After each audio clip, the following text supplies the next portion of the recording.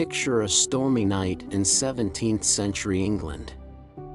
The rain lashes against the windows of a modest farmhouse. Inside, a frail boy with bright, curious eyes sits alone, tinkering with mechanical devices he built from scraps. This boy would grow up to redefine our understanding of the universe. Today, we visit the life of Sir Isaac Newton, a man who fought incredible personal demons to become one of history's greatest scientific minds.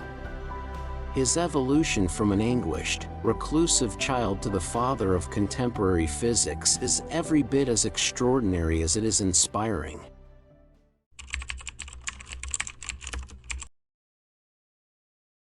Isaac Newton was born on Christmas Day in 1642 in Woolsthorpe, a tiny English village.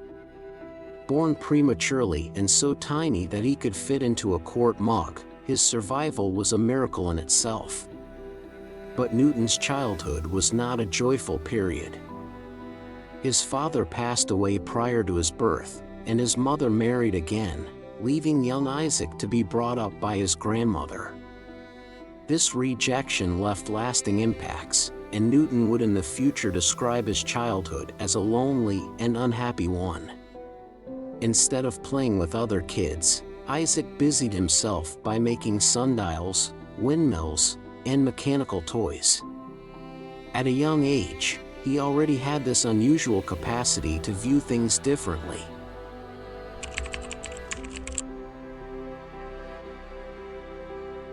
Newton started school at the King's School in Grantham when he was 12 years old, and his teachers quickly realized that he was exceptionally intelligent. However, his education was almost cut short when his mother took him out of school in the hopes of making him a farmer. Isaac hated farming, and his lack of enthusiasm was so apparent that his family eventually allowed him to return to school. Newton entered Trinity College at Cambridge University in 1661. He was a mediocre student at first, paying more attention to his own research than to the university curriculum. He read the works of such giants as Descartes, Galileo, and Kepler, but it was not until the Great Plague of 1665 that his genius began to surface.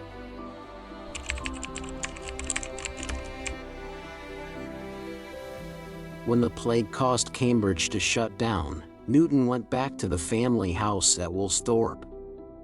Away from the world, he embarked on what is now referred to as his Annus Mirabilis, or Year of Wonders. This was also when Newton developed the foundations of his calculus, his work on optics, and most critically, his gravitation theories. According to myth, though not actually true, the apple which led him to develop his gravitational theory did not fall on his head, it fell, and then he questioned why objects fall to the earth. This time of isolation was necessary.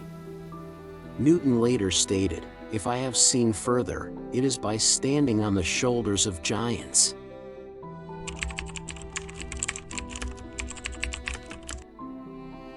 Newton went back to Cambridge in 1667, where he became a professor and started to publish his revolutionary concepts. His path was not without challenges, however. He was an extremely private person and had intense disagreements with other scientists, most notably Robert Hooke, who criticized his work on gravity. In spite of all these obstacles, Newton in 1687 authored Principia Mathematica, a tome that transformed physics and astronomy. In it, he established the three laws of motion and the law of universal gravitation, paving the way to modern science.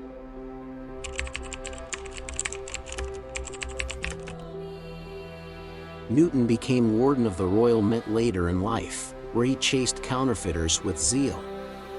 He also experimented with alchemy and theology later in life, pursuing topics that appeared paradoxical to his logical scientific mind. Despite being regarded as a genius, Newton was a secretive and often reclusive human. He never wed and had few close friends.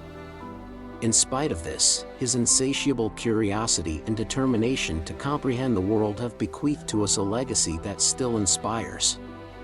Isaac Newton once stated, "What we know is a drop, what we don't know is an ocean." His life serves to remind us that even the finest minds have their sorrows and periods of doubt, yet determination can result in breakthroughs that transform the world. If you like this detailed analysis of Newton's life, be sure to like, share, and subscribe for more amazing stories of people who shaped history.